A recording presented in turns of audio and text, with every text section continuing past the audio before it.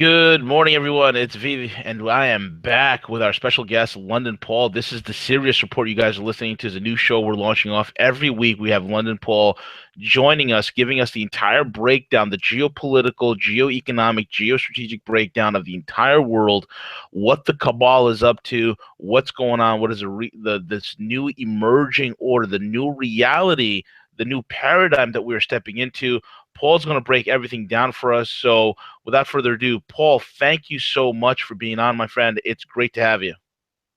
And thank you very much for having me. It's a real pleasure. Fantastic, man. Our weekend interview was off to a hit. It was doing huge numbers on the podcast. It's doing tremendous. Like I think we have over 4,000 views already on YouTube and climbing. It's off to a great start.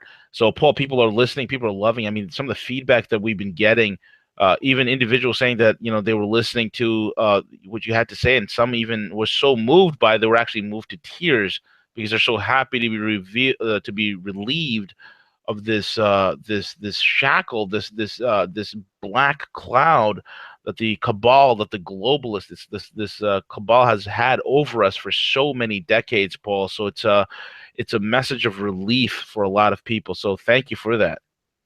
Oh, you're welcome. But I mean, of course, I do it because I know it and believe it, not because I'm doing it out of some kind of expectation or anticipation or hope.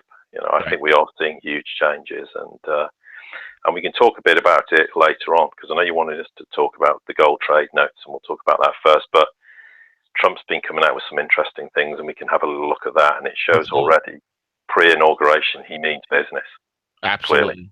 Absolutely. Let's do that, Paul. Whichever way you want to lead, my friend, this is your show. So whichever way you want to lead, and I'll just chime in here and there. Okay, well, we said we'd talk a bit about what this gold trade notes means, and of course, we all know that we're seeing the breakdown of the petrodollar. That's very clear. So we need a new system. So we'll try and keep this quite simple because I like thinking of economic things very simply because it's far too convoluted and complicated by design when most of it's utter nonsense, as we know. Right. But if we take an example, let's say a large corporation in the West wishes to do trade with China. Now, currently, of course, we just trade with dollars. And we all know that that's a failing system and it's going to be the end of it. So what can we replace it with? Well, obviously, ultimately, we will have a gold standard, but let's just say we have this intermediary gold trade note. Now, what would happen is the corporation will need to post gold as collateral, which will be, say, warehoused in the East, maybe, say, for example, under the auspices of the new development bank, which was obviously the BRICS Development Bank. Now, they can probably, for example, say, borrow X number of times what they've posted against this. So really that just acts as collateral. What that effectively means is that when they trade, if they default on the trade, I mean, normally, ordinarily, they'll just trade, payments will be made, no problem. But if they default, then whatever proportion of gold that's required to fulfill that trade would then be confiscated and taken. And obviously, the corporation in the East will then say, well, okay, we're not going to trade with you anymore, and then go and trade with someone else. So what it does, it provides that security, and it works both ways, because we'll talk about this in a second. It's not just a one-way street where it's all about China getting benefits and the West doesn't. So if we look at the aspect from, if we turn this on its head and look at the East, well, the East is clearly going to need a large surplus of gold too to fulfill their end of the deal in this gold trade note arrangement. Right. Now, of course, what do we know that the East's been doing? Dumping treasury bonds for a very long time in favour of gold held by Eastern nations. I mean, China's a great example. Russia's obviously not, is another example, and the list goes on. Of course, they've been hiding their true gold holdings. So, Yeah. if we look at the situation where, for example, the new development bank could then have X thousand tons of gold, it may be 2, 3, 4,000, and that will assure continued trade.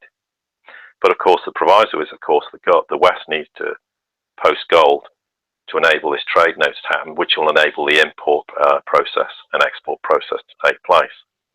Now, that's all fine and dandy and well and good, but then the issue comes where if we look at the US trade deficit now, I think in 2016 it's probably going to be about $600 billion.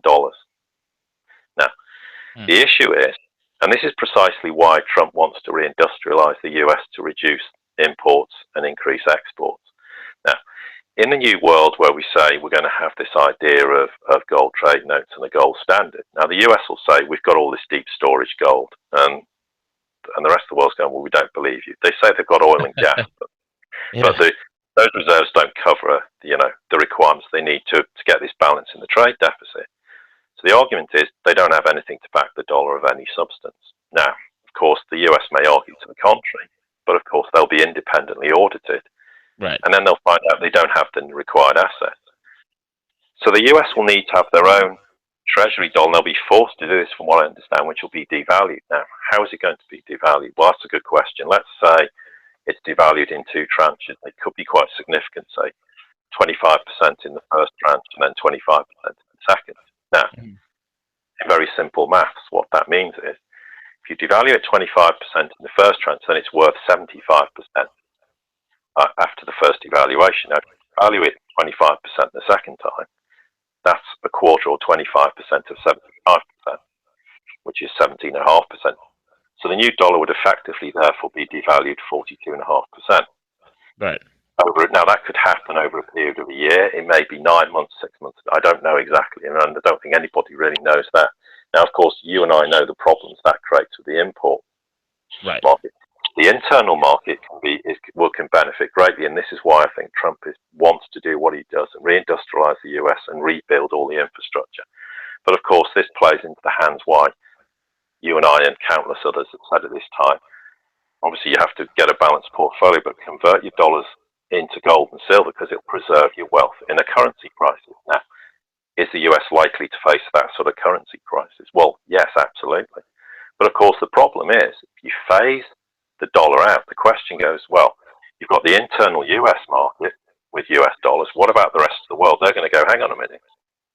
We're holding all these treasuries, and US bills, and you're suddenly telling us you're devaluing it by 42.5%. Well, the issue is they'll have to ring fence the dollars outside the US. And obviously, at some point in the future, and it's questionable exactly when that happens, and from what I understand, Russia and China, and we spoke about this on the last show, that at some point they'll say, right, we're going to issue gold-backed currencies. And by all accounts, it's going to be simultaneously. Now, the Russian one may not be the Russian ruble, actually. It may be that they'll form a currency union with the EEU nations. Now, for anyone who's not sure what the EEU nations are, obviously it's the Economic Eurasian Union. Right. Now, that consists of Armenia, Belarus, Kazakhstan, Kyrgyzstan, and obviously Russia. Now, by all accounts, the chances are they may form a gold-backed currency union.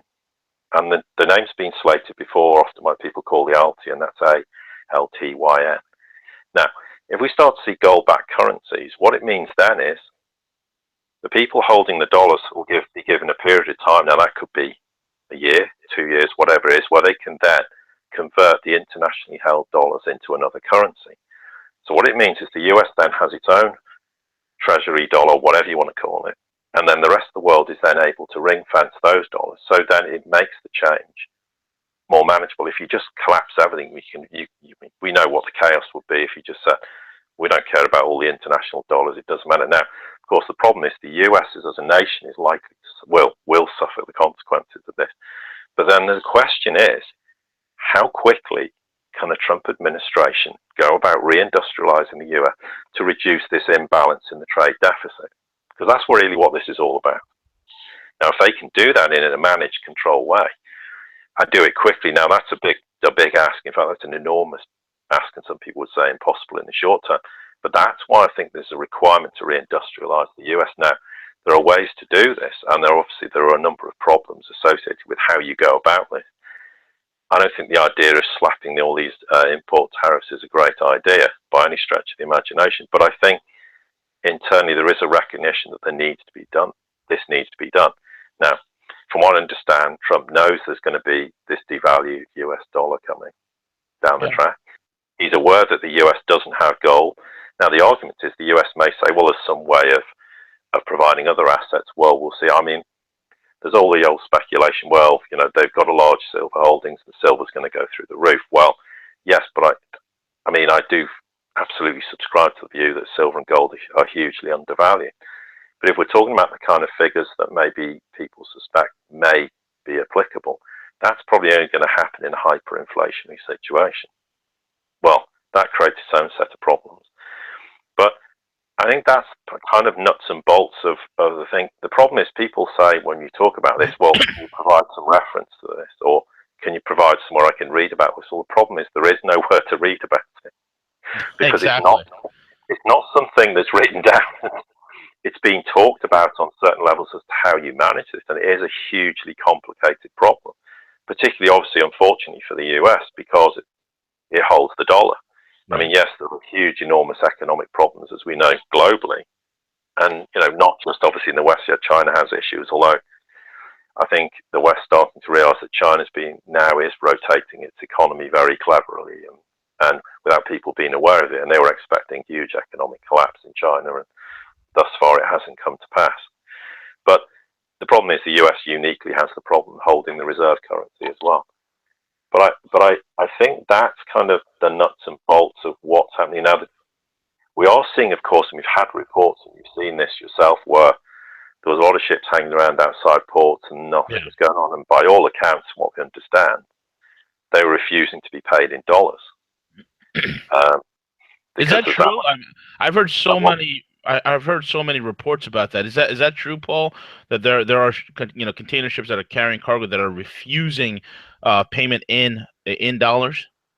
well, from what I understand, that's the case. I mean, I can't categorically say myself, but from people I know have said to me that's happened. I'm not saying it's happening all the time, but there has been situations. Now, of course, there can be a whole bunch of reasons why they're saying we don't want to be paid in dollars. It might actually really mean that whoever's supposed to be paying for the car couldn't provide, you know, the relevant paperwork, and the mere fact it's in dollars is a side issue. But I think to some extent that's absolutely true, where there was refusal just on the basis we don't want to be paid in dollars.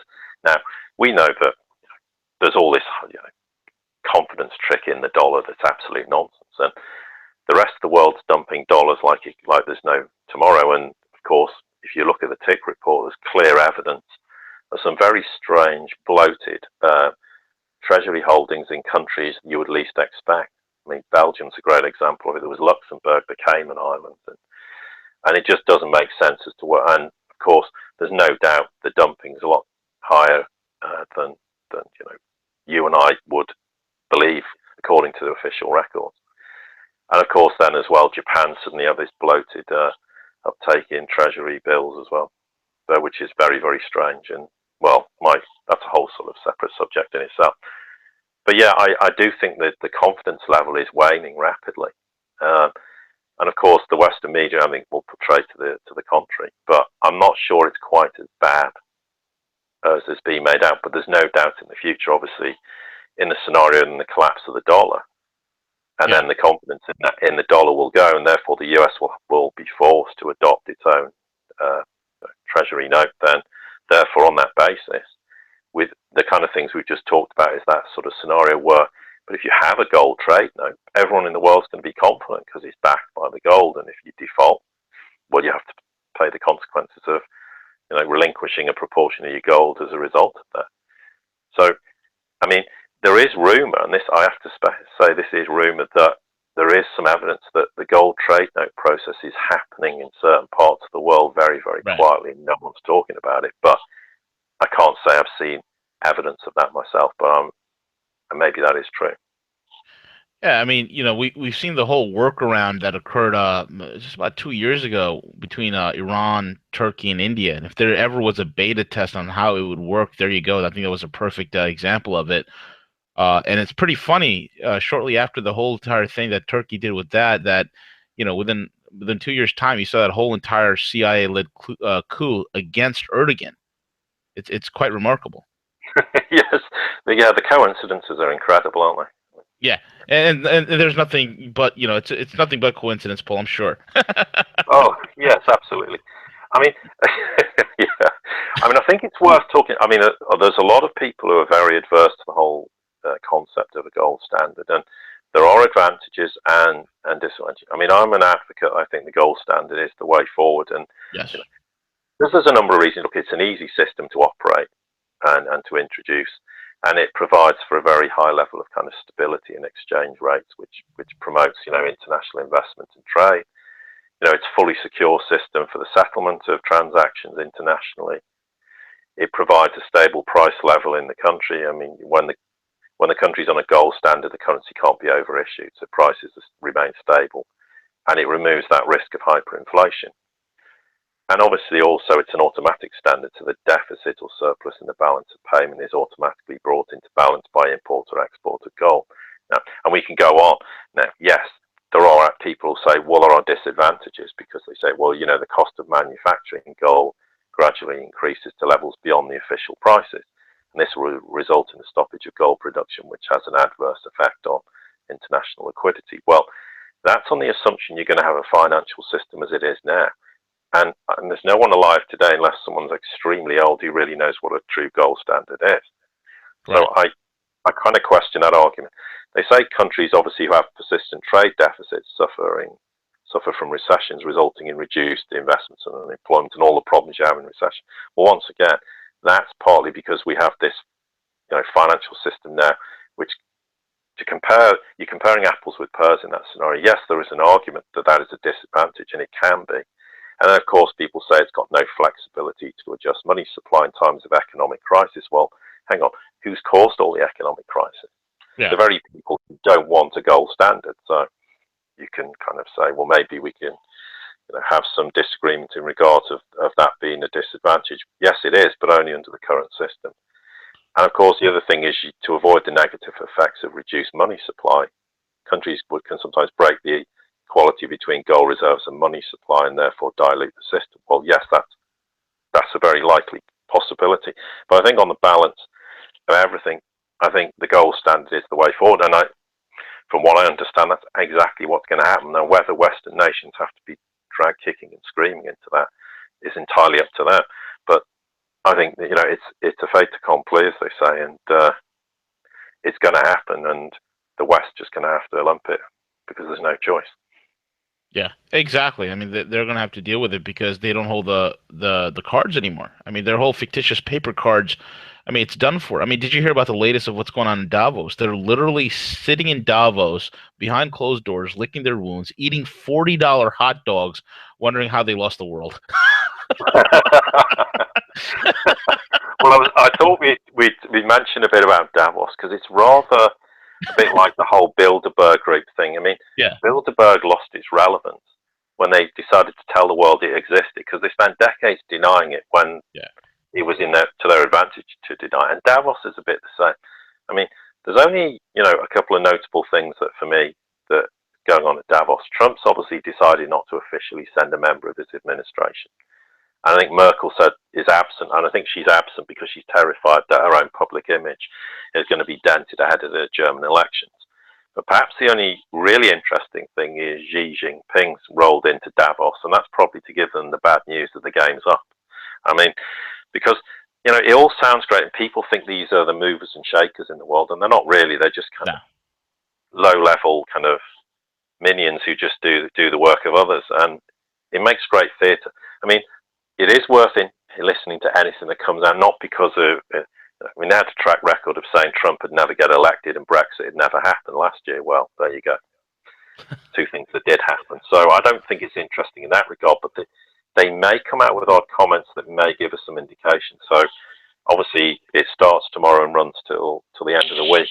So it might be worth seeing, you know, what comes out of that. But normally it's pretty much irrelevant, and if they say something's not going to happen, it often does. So they're not exactly the mouthpiece or have any great understanding as to what's going on. And I'm pretty sure they don't really know what's going on with regards to this whole new paradigm that, you know, for want of a better word, that's how I refer to it. I don't think they've got a clue what's going on. No, they don't, especially when you have a whole segment about how to fix the middle class, and the guest speakers are Christine Lagarde, a woman who worked for a criminal organization that did nothing but take the wealth from the middle class in other countries and distribute it to the wealthy elites, and then Larry Summers, and then on top of that, what's that guy, Ray Dalio, the investment banker. They were giving lectures on how to save the middle class. If it couldn't be more laughable, Paul.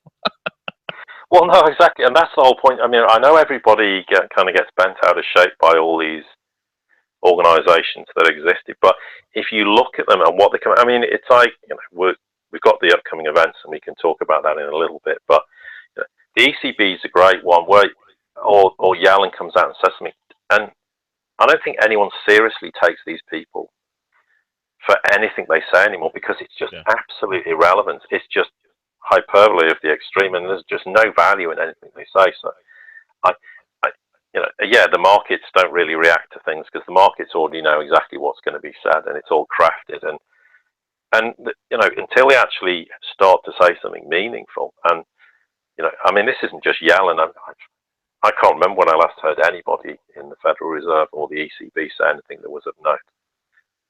So I just think, frankly, it's fine if people want to listen to it, but essentially it's kind of a waste of time. I wholeheartedly agree. It's so irrelevant. It's very entertaining to say this, nonetheless, man. I mean, I think this is what the problem is with many of the people that live within the West. They don't realize. I mean, for a long time, we've rested on our laurels. We thought that we were the center of the world. We thought that the East and everyone else is, far less sophisticated. They're not as smart as us. They're not as advanced as us. There's no way for them to, excel to our level. But now here we are in 2017, and they hold all the cards. I mean, China trade just last year alone was over 160 billion. Most of that was in investments in manufacturing and technology and trade. I mean, just incredible numbers that are coming out, week in and week out. We never realized we'd see those numbers. We never realized that here we are sitting today. 3 out of the 5 largest investment banks on the planet are Chinese. We never thought of that, that would happen. We always thought that China would be a sweatshop, a giant sweatshop making Nike sneakers and iPhones. Boy, were we wrong. Well, absolutely, and it comes back to, it's always this idea we keep hearing. There's all these huge capital outflows going out of China. Yes, because they're dumping dollars and buying assets, and then they suddenly go, well, they're reining in the capital outflows. Yeah, because China will go on a spending spree. Then it sits back, takes stock of what's going on, and says, okay, put the drawbridge up. Let's stop spending for a while. Let's see what we've done. And then suddenly they'll lower the drawbridge again, and the spending continues. And yet the West foams at the mouth about all these capital outflows without realizing what China's actually doing. Or maybe they do, and they just don't want people to know. But you're absolutely right. China has these 5-year plans, and I think they're into their 13th, and they set Yeah, really ambitious targets, which the West couldn't achieve one of their targets in 65 years, never mind the number they do in each 5-year segment. And they achieve these objectives, and they're very, very balanced. And they think about, they're probably going through the 15th, 16th, 17th 5-year cycle as we're talking now, because they're that far ahead in terms of their planning. But they stick to it, and they don't deviate from it, and they achieve the objectives. And yeah, the West absolutely didn't imagine for 1 minute that China could ever become the nation it is. But I mean, they've moved 650 million people out of poverty. I mean, it's absolutely staggering what the economic achievements they are. They've, within their own country, and they recognise, though, there's still problems. And yes, they do have economic problems. Yes, they have corruption. Yes, they have huge pollution problems, and they're aware of this, but they're trying to deal with it. But when you've got a nation of over 1 billion people, it's not quite so simple as having a nation like the UK with 60 million, or even from the US perspective with 340 whatever million people. It's right. a very different situation, but they are making huge strides forward. And yes, they do. They have a large. I mean, I've heard a lot of stories in recent years that they have a very controlling influence in a number of Western banks. I think that's absolutely true. I think they Yes. most certainly, as you said, they do have control of the IMF, and that hence why they really, the whole point of joining the SDR was just infiltration. They just wanted to sit in there and have a little look around and know exactly what was going on, and in a very public way. But Right. they're not embracing the SDR or embracing the IMF. I mean, if they were, why do they form competition in the sense of all the organisations they've, the AIIB, Yep. the New Development Bank, etc., etc. I mean, SIPs, which is obviously the alternative to SWIFT, as we said Yeah. in the last show. But there's all these mechanisms they're putting in place for the simple reason is they were planning for a long time that they knew full well the Western financial system was in collapse, and they knew it. I mean, 2008 was yes, it was the obvious point, but the collapse started before that. And of course, China knows full well, like we do, that the collapse has been going on ever since. They've never fixed anything or repaired anything. And in fact, it's just even worse than it's ever been. And that's why, of course, China was going around accumulating gold, and Yeah. Russia has. And encouraging. I mean, China was encouraging their people with, through public information and newspapers and everything to buy physical gold and buy physical silver. I mean, you don't see that in the West. I mean, we're all really discouraged from buying it as though it's some barbarous relic that nobody should hold. While of course certain people, of course, will be buying it.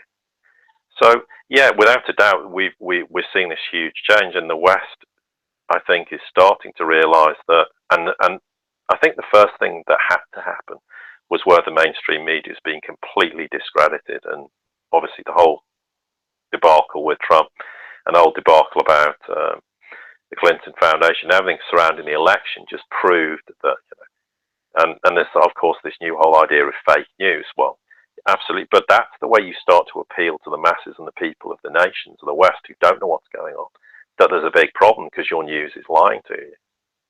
So that's one of the first steps, is to convince people that, perhaps your media isn't quite as truthful.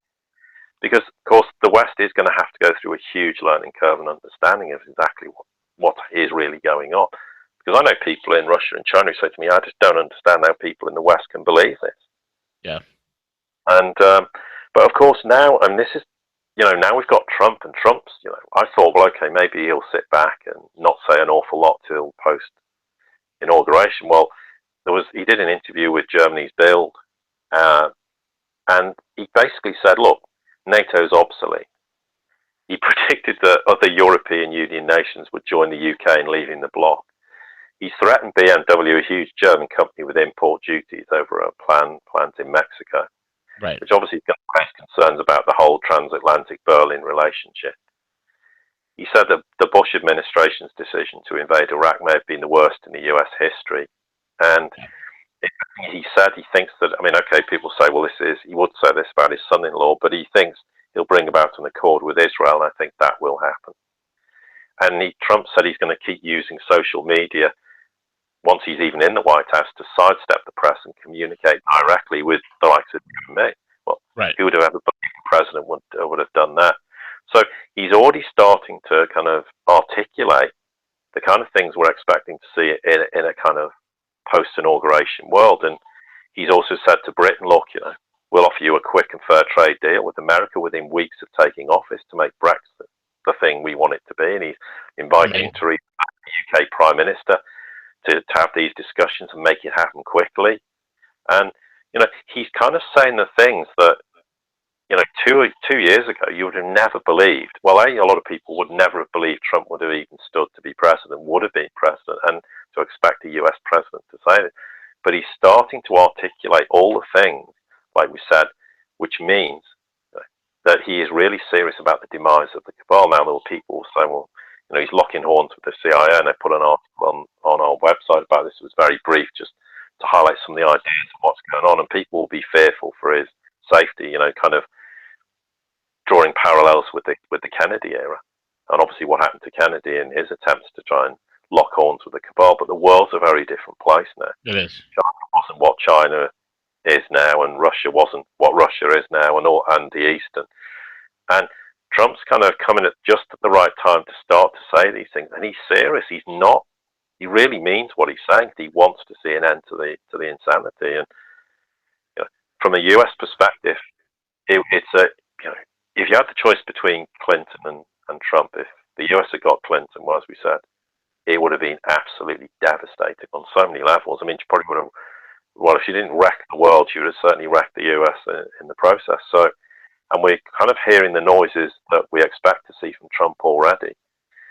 And I think it augurs well that he's saying this. I know a lot of people don't like him, and they don't like some of his things he said. And nobody's perfect. People all make mistakes. But I think right now he's probably the most adept person to help the US transition through to this new paradigm. Absolutely, man. I totally 100% agree with you. It's funny to me that you have the outgoing CIA director, who's a pathological liar par excellence, John Brennan, telling Trump, "Oh, you need to be careful on how you communicate." and Trump fires back, John Brennan is leaving. Is he the leaker of fake news? Well, it is. I mean, it's quite. You just cannot believe it. I mean, that a president would say. But of course, the thing that Trump isn't, he's not a politician, and Right. that's the thing that's killed nations, particularly in the West, is politicians. We don't need politicians. We just need people who are capable of doing whatever job they're supposed to be doing, and to do it to the best of their ability. And if they're not up to the job, they go. But it's as simple as that. That's what we need. And I think he's kind of destroyed a lot of the illusions in the US about the political system already. And I get the impression from some of the people obviously I know in the US that they're starting to see things differently. I know people who've said, I've got relatives, I know people I work with who just never agree with this, and they're all starting to turn around and say, hang on, that he's saying something and it's resonating with me, and I do believe, I'm starting to believe that things aren't quite what I imagined them to be, and I think that's hugely important in terms of the change. And now, is the US going to be the big catalyst of change? Well, I think we certainly need to pay close attention to everything that Trump and the administration say in the coming weeks and months, because I think they're going to be a huge cog in the wheel of change. But I don't think it's uniquely just going to be the US. And certainly, I think we'll start to see more and more things coming out of Europe. And speaking about Europe, and Theresa May is supposed to be talking about Brexit, I think, tomorrow. Oh, That'll wow. be interesting to hear what she's got to say, because Britain's turned around to the Euro technocrats and bureaucrats and basically said, we're calling you bluff, we'll have a hard exit, what are you going to do about it?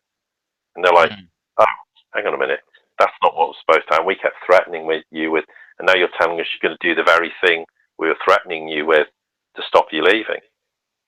And they've got no answer to it, because of course Britain knows full well that if it just has a hard exit, okay, so it leaves the single market, but who cares? It can go to every nation and say, the US, we want a trade agreement with you. Trump goes, thanks. They can go to Russia, they can go to China, they can go to any European nation and sign a trade agreement on an individual basis that probably will be far more beneficial to both nations, instead of having this big mass of countries in Europe. Well, they're all suffering the same consequences, because you can't unify these economies. We know Germany and Greece, it's impossible. So Right. you're creating a market that's just totally unsustainable. And of course, when nations in Europe see, well, hang on, Britain's doing this, they're going to sort of run out the door and say, we've had enough of it too.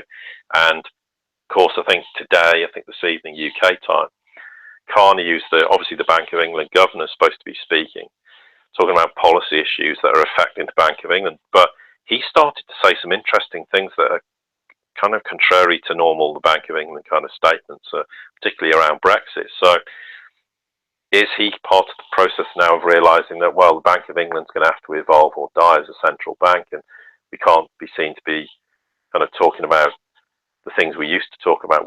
Well, we may get some idea in terms of what he's saying this evening, and we'll look out for any comments coming out. It may turn out to be pretty redundant and out of no value, but sometimes you do get the odd sentence or two or comments that come out that may give us some indication, because I think the UK is really starting to break away from the shackles of the cabal, certainly obviously the European Union. It's looking to China. I mean, it's been cozying up to China with currency swaps and trying to get China to in terms of building the nuclear power station in the UK, and signing other trade agreements. And the Chinese are investing heavily in a number of sort of medium-sized cities in the UK, like Sheffield, Birmingham, places like that. So, and I think we'll start to see the UK go, hang on, Russia, we're bringing you in from the cold. We're not having this nonsense. And I think Boris Johnson, for all his hot air when he first became obviously foreign secretary, he then said, well, hang on. Now he's going, well, maybe it's about time we started to sit down and have some constructive conversations with Russia, which is basically saying, well, we're the end. We're not playing this stupid game anymore. Yeah. Of course, in this process, all it's doing, I think, is isolating Germany quite significantly. And Merkel really is kind of stood there going, well, she's deeply unpopular in the country. She's deeply unpopular within the Eurozone. And of course, really, Germany's kind of the linchpin that's holding the European Union project, run by the US, of course, which may surprise a few listeners, but that's absolutely what it is. And in history, we have to look at this, and this is provable. It's something I've talked about this before, that if you look at the birth of Nazism, where did it come out of? It came out of, Hitler was brought to power and bankrolled by the US. into power, Right. and that's how the U.S. Germany went from the Weimar Republic and on its knees to this incredible explosion of economic growth to be able to fight a world war within a decade. I mean, Yes. it's unfathomable. So, I mean, of course, we know what history happened, and they lost the war. Uh, the Nazis were defeated, and but some of them obviously went to Nuremberg and the rest history, but some went back to the US, sat there and went, okay, what are we going to do? I know, we still need to conquer Europe, so we'll form the European Union. But we correct. won't call it the European Union, we'll call it the European Economic Community, and it's all about trade, and it all sounds great, nations will buy into it, then we'll strip the edifice away, and essentially, what is the difference between what Hitler proposed for the European Union and what the European Union is now? Centralized control, one currency.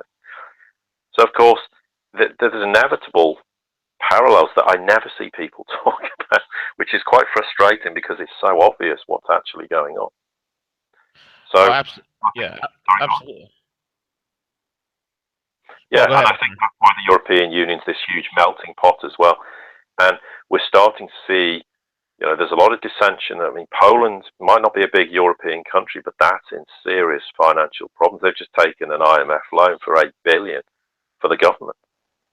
I mean, Great. this is just another example of nation after nation in serious trouble. And we know we always focus on the pigs, which is obviously, for anyone who's not sure, is Portugal, Italy, Greece, and Spain. But we tend to lose focus on what's going on in Northern Europe as well. And talking about Europe, I think it's worth pointing out at this time that obviously the European Union is going to break up. People say, okay, well, what's going to happen? Now, I put a post up on the Facebook page quite some time ago, which was a map of kind of pre-World War One, where we had things like the Austro-Hungarian Empire. And from what I understand, those kind of empires are going to come back together again. So we're going to kind of go full circle. That doesn't mean it's kind of going to be this dictatorial empire, but nations will group together. Certain nations will stand on their own. I mean, for example, probably Italy will go back to the lira. There might be a currency union between Germany, Holland, Austria, and probably maybe not in Austria now, but maybe Finland. That was muted some time ago, which would be a gold-backed currency. Now, the European Union's not clear what's going to happen. I think whatever Germany does, France will just follow suit. I think that's what they do. Germany will kind of drag them along, and France will be quite happy with that. Southern Mediterranean countries, less clear what's going to happen. But I do think we'll start to see some kind of unions between nations. It can be like the Austro-Hungarian Empire. It might be more currency-based unions. But the European Union isn't going to just break up into 28 individual countries again. I think they'll form a more order, but the order will be more inclined to what it was pre-World War One. So what that means for Germany is going to be quite interesting. What happens to Poland? Poland's always caught between Russia and Germany, and it doesn't need to be. It needs to kind of realise that it can embrace both nations, even though. I mean, it's kind of always interesting how much anti-Russian sentiment there is in Poland, but what puzzles me about that is that the Russians liberated the Poles from the Nazis, but that seems to have been forgotten in history. But I know it's not as clear cut as that, and it's not black and white. But so there's a huge kind of turmoil within the European Union as to what happens, and of course Britain, quite happily as an island, just sits on the outside and goes, well, we're already making our break, and we'll already be ahead of other nations. But I think that the UK has some serious problems ahead. This isn't all about saying there's going to be economic challenges for the US. I think there's going to be economic challenges across the world, but I think the UK is trying to steal a march in some ways and take advantage of the fact that the British people voted to leave the European Union, lock, stock, and barrel. Yeah, absolutely, man. I think it's funny that you just made that comment about Poland, how they were liberated from the Nazis to only fall back into the hands of the Nazis. And what people often forget, I mean, you look at the whole entire European Economic Union, that whole thing, how it came about, the European Economic Community. What happened? Well, look at Euroclear. Who the hell set the Euroclear up? Well, it was in 1968 or 69. I think it was 68. It was J.P. Morgan. J.P. Morgan set up Euroclear for the floating of Eurobonds, which eventually became the very instruments that the European Union was built upon. That and there's a lot of talk about the stolen gold, the rehypothecated gold that was used to help really get the European Union set up. But that's the whole thing. It's J.P. Morgan's fingerprints were all over Euroclear and the creation of Eurobonds. It's unreal. It's you escape the Nazis to get back into the Nazis. Well, absolutely, and of course, the other thing is that when obviously communism collapsed and the Russian Empire and the Iron Curtain came down, and of course it was natural that the East and West Germany would want to reunify. They were told, yeah, you can reunify, but there's a condition. You're going to adopt the euro currency, and you're going to form this euro zone, and you're going to be forced to do this. Otherwise, you're not going to have reunification. Of course, Germany then had to adopt the euro, and everyone says, well, Germany's benefited greatly, and to some extent they have. But of course, they've had that sort of Damocles hanging over them, which is, well, if the eurozone goes down, Germany's screwed, basically, putting it in very crude terms. Because, of course, I think Germany's starting to realise, well, they were destroyed after World War One, and they have the Treaty of Versailles, which obviously subsequently led to World War Two. They were economically destroyed at the end of World War Two, and people are now going, hang on, is this going to happen for the third time in 100 years, where we're going to be economically destroyed? And of course, that's why behind the scenes there's a huge amount of people saying we've had enough of this. And from what I understand, Merkel was supposed to want to step down, but there was nobody they felt capable of taking over who could lead Germany forward. That shows the kind of dearth of quality within European nations when you feel that the best person available is Merkel in Germany. I mean, it's like saying the best person in the UK was Cameron or the best person in the US is Bush. I mean, it's kind of incredulous to believe this, but that's why we need to start to have nations run by people who are capable of running a country, and they don't lie within the political systems, as we know. Yeah, absolutely, man. I totally agree with you. People need to look at the talent pool. I mean, there's so many captains of industry that could perhaps step up and do the job. But when you're looking at a woman who looks like a football with clipped hair, you know, we call Angela Merkel, and she's the leader of the entire Europe. They look to her as the most powerful woman in Europe. It's a sad state of affairs. It's an absolute sad state of affairs. The short-sightedness, the lack of resourcefulness, the total lack of solutions as in the EU. Definition of insanity, Paul. Doing the same thing over and over again, expecting a different result. It's comical at this point. If it wasn't so sad. Absolutely, and that's true, and that's where I think, in the sense the US has got this head start. I mean, it'd be interesting the pace of change in terms of what Trump proposes to. I mean, the whole idea of building this wall along the southern border with Mexico, I think is just, from my perspective, it's a bit ridiculous, and it was great as an electioneering tool, but I just think at the moment it's not really a priority. I mean, repeal and repair Obamacare or get rid of it, yes, I think that's a great idea. He's talking about wanting strong constitutional appointments in the Supreme Court, absolutely. And if he wants to introduce this huge infrastructure package to modernise and redevelop the US, that's fine. But not if you have to borrow the money process. Now, we all know that the US, this is interesting, that the trade deficit's probably 500, 600 billion a year. Yeah. The US pays about 500 billion a year in interest on the debt that doesn't need to exist. Right. So, if the US government created and printed its own money, it could wipe out the debt because it would be debt-free money. Now, absolutely, this is a bit of a lot of people go, wow, this is controversial because you're saying that you're going to, we're having money printing. Well, what do they think the current financial system is all about? But the difference is you have a control over it. It will be done for the benefit of the people and not for the handful at the top of the food chain.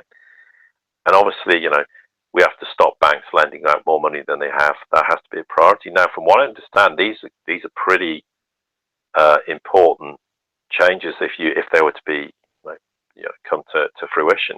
But by all accounts, Trump is actually listening to people saying this and going, I'm giving this some serious consideration. Now, You imagine a nation like the US goes, well, we're dispensing with this crazy notion that we have to pay interest on money. We'll just create our own money as a government, and we're just going to wipe out this 500 billion a year interest that we have to pay on the debt. Yeah. And Yeah. what's that going to have? Shockwaves through the entire world. But is it going to happen? We don't know, but it's certainly being given serious consideration. That's about as radical as you're going to ever see in a financial system. But of course, we know that's absolutely possible for governments to do that. But the average person in the street goes, well, all that's going to do is create hyperinflation through money print. And I go, well, what do you think your government does currently? And that's the point where people don't understand the stark reality. The difference is we don't have to pay interest on it. Well, why should we pay interest on it? It's absolutely ludicrous to do so. But people have been so conditioned to believe that's how it works that there's Yeah. no other way around it. Exactly correct, man. Exactly correct. Paul, what's your take on what's going on in the Middle East, especially with Russia, with China, the realignments that are going on over there? Yeah, I mean, I think, well, of course, let's kind of look at Syria is obviously the kind of focal point, and we've seen how the West kind of backed out. We talked about this bit in the last show, where I think Russia's the main player in the Middle East now. It's certainly usurped the US, and to be honest, I think Trump's quite happy about that. He doesn't want to be saddled with all this ridiculous old US foreign policy, which was making the US deeply unpopular, spending huge amounts of money for what purpose? None whatsoever. Right. So I think, there's supposed to be this idea of this reconciliation process going on in Astana to do with the peace process in Syria.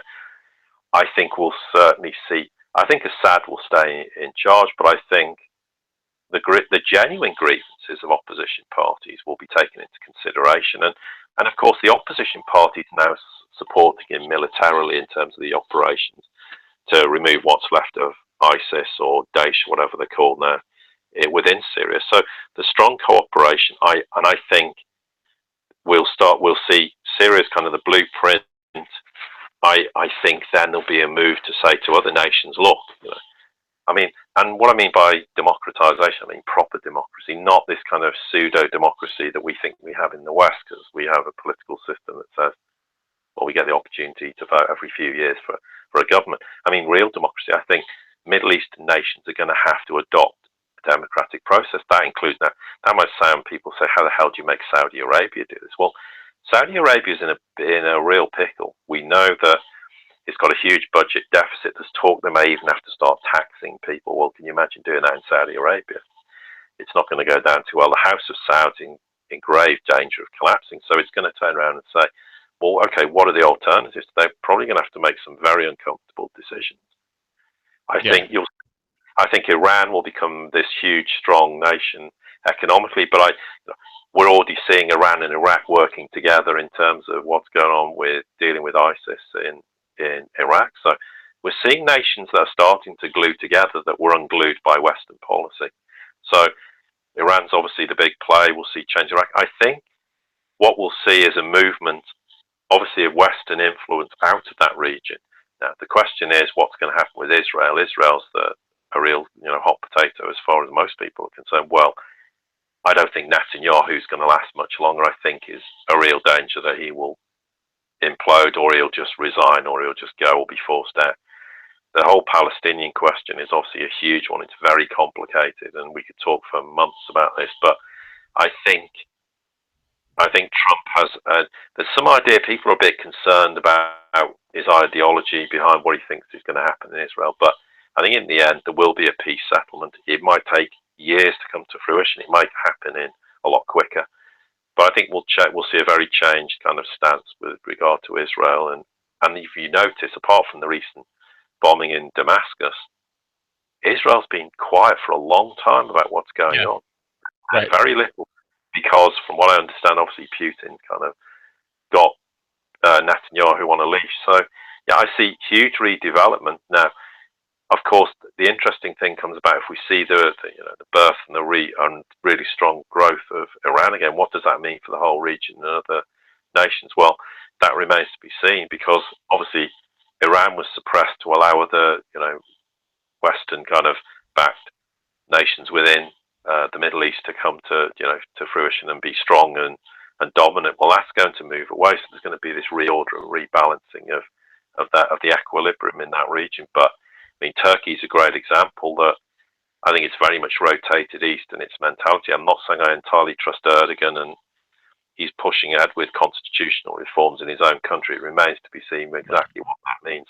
We have to wait and see what the detail is. But is he pushing this through a breakneck speed because he knows what's coming down the track globally? It's entirely possible. I mean, there has been this huge purge, as we know, because of people he believed who were behind the coup, and it's probably been a bit of overkill in terms of how he dealt with that. But no doubt we know it was a Western-backed coup. It was very obvious.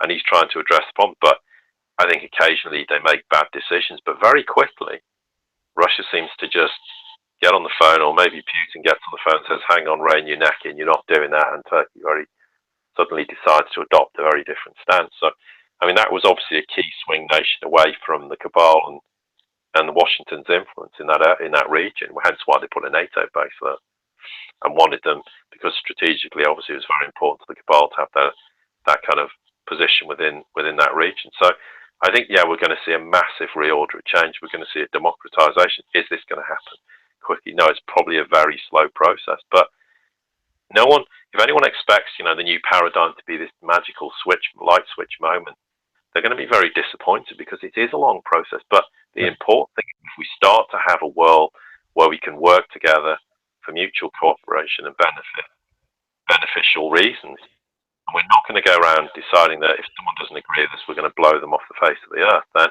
that's a huge stride forward. But then there's the determination of how do you manage the process within countries, because nations historically dislike other nations. People have got this ingrained that they despise other nations. So there's the whole re-education process, and that is going to be absolutely massive all over the world. Not just, people think there's a lot of ideological reasons for these problems in the Middle East, and yes, there is, but it's not unique by any stretch of the imagination. There's plenty of Western nations who have issues with each other, and they're going to have to be resolved, and internally within nations, people are going to have to resolve those problems as well. Yeah, it's truly remarkable that we've seen the biggest thing I think that 2016 has revealed to us is what I've been saying for quite some time. The globalists and all their great hubris and all their so-called intellectualism and their social engineering and their control of the educational sector, the economic sectors, and central and state planning. The one thing they underestimated upon was human culture. The fact that people don't want to let their culture go. And we've seen that.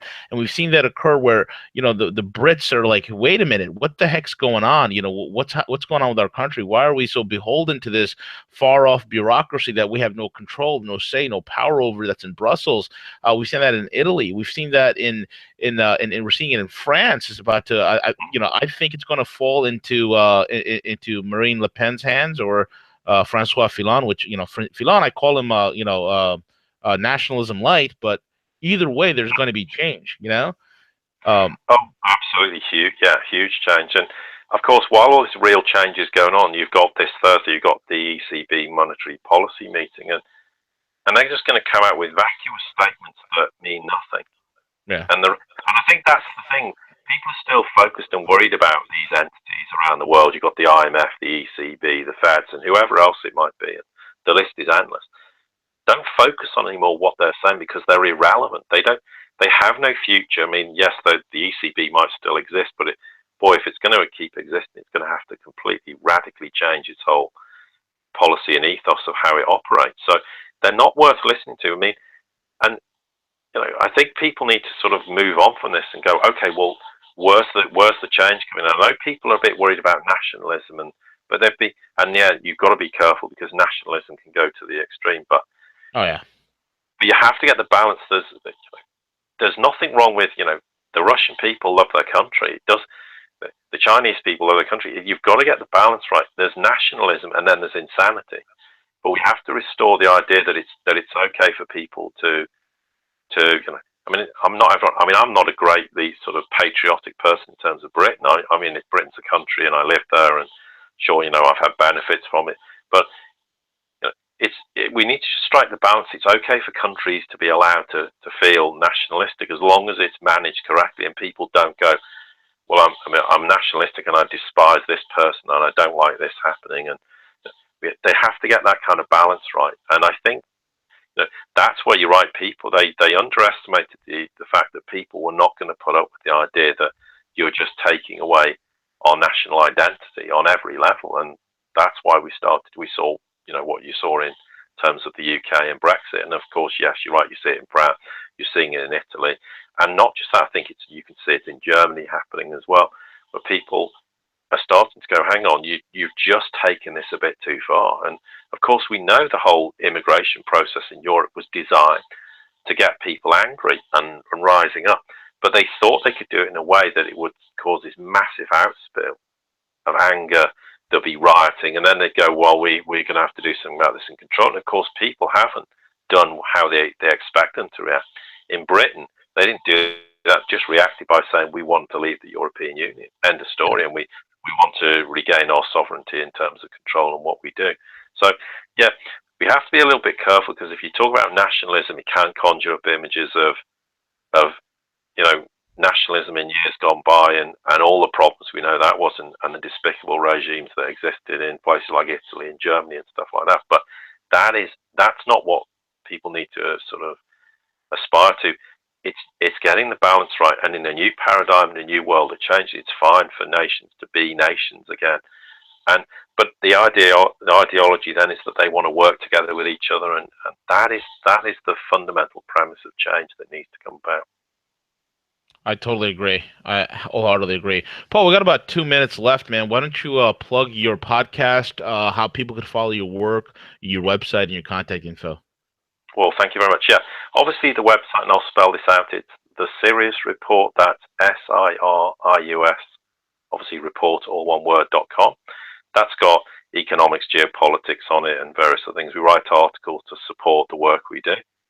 You can register on the podcast, and thank you for the people who have. We've had quite an upsurge in people in the last few days, so thank you to everyone who has. You access that on the site under premium content. We do about 5 podcasts a week, 10 to 15 minutes each, and that's $4.75 a month. And that's just latest geopolitical, financial intel and insight as to what's going on. We have a Facebook page, obviously, the Sirius Report, and then there's one for the premium members, which is obviously for the people who subscribe to the podcast. That's additional information, and it's a platform for all the people if they want to interact and to discuss things and ask questions in a kind of, rather than trying to create a block email list, which would get completely unmanageable. The Twitter page has actually started to kind of reignite a bit. We've had quite a bit of interest joining that, so we'll start to put a few comments on there on a daily basis. And I guess in essence that's the gist of what we're doing, and we just really want to use the platform to try and raise awareness. It's not just talking highbrow economics and geopolitics. It's for people who don't know what's going on and give them some insight into what the changes that are coming about. And obviously, Rogue Money is doing precisely that as well. It's about making people aware of the reality of what's happening, because it's important that as many people do before the big changes happen, because then it's going to be less of a culture shock for nations and people across the world when these changes do happen. Absolutely. And folks, again, check out Paul's site, subscribe to his podcast. Big fan of Paul's work. This guy is just a brilliant, brilliant mind. So please, check out his work. It's fantastic. I love it. We at Rogue Money, the entire team, we're all big fans of London Paul.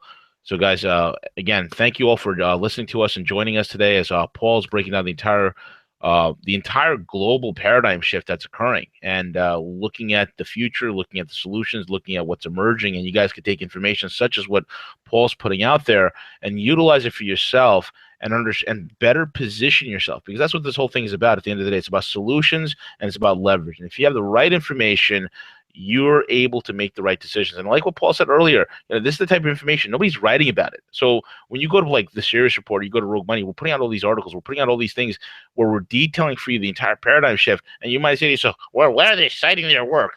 Nobody's talking about this stuff. There's only a handful of people that are talking about it. Paul's, being one of them. So check it out. It's very important for you to get educated on what's happening. With that being said, thank you all for listening in. This is the Sirius Report with our special guest and friend, London Paul and V the Gorilla. We're with that being said, we're over and out. Take it away.